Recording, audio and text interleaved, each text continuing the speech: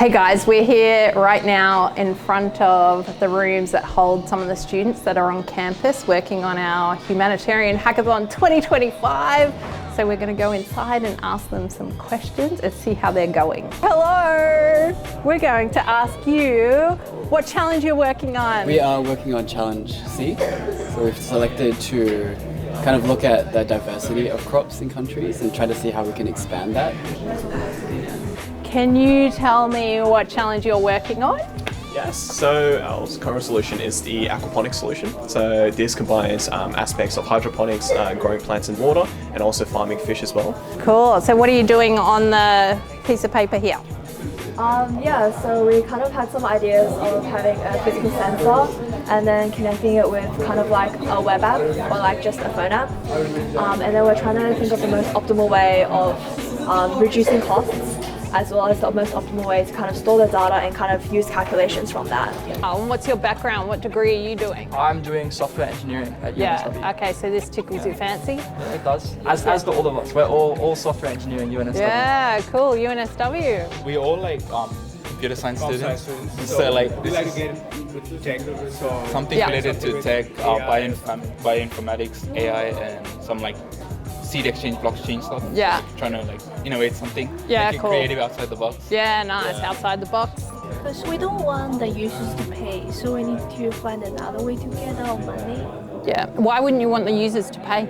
Because they're from the low and middle income countries. Yeah. We're targeting sub-Saharan Africa because it has a very low commoditized markets, which means the future prices of things that farmers are selling are very unpredictable and are very subject to changes in conditions, and so like the prices can shift dramatically depending on the weather conditions and the crop failures each year.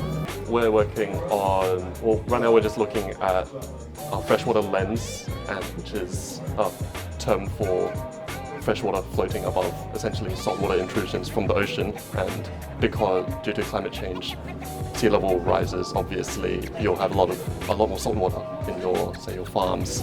We're looking at a way we can stop that, maybe using a more local kind of technology that separates the saltwater from freshwater, for instance. How did you come across that? Just a bit of Googling.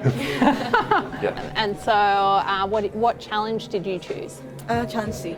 Ina's actually from Pacific Islands, she's from Samoa. So she has like experience with dealing with crops in the area. Through our research we found that like market demands also compel a lot of farmers to implement crops that actually degrade the land. And so we think it's very important as like humanitarian engineering students to target that. We're looking at the main key issues a part of the challenge and targeting those first. And currently looking at the strategies recommended by the government and what's recommended from the villagers, from the farmers, and like local universities as well, and trying to unite all of those into a solution. Trying to map the supply chain from local producers to the tourism sector. And so our solution is kind of based around like bridging that gap and trying to help like local producers profit off tourism in Fiji. built an app. Already? Yeah. Wow, that was fast. We've built an app called Aura Farm. Yeah. So Aura Farm is a platform that gives farmers all forms of information in terms of what crops to grow, when to grow them. It also gives it updates in terms of the market prices and also predictions on market trends in the future, so that they know which crops to grow, when to grow them, so that they can get the most profit to pay off their debt and also sustain their families.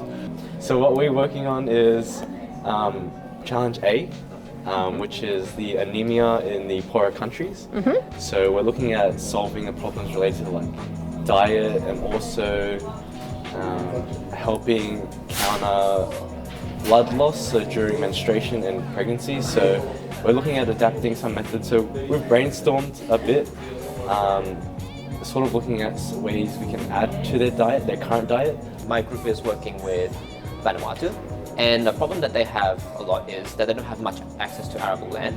So I was considering something of like a vertical farm as a way to give more access to arable land and maybe potentially making it more communally owned. How are you going to come up with a solution?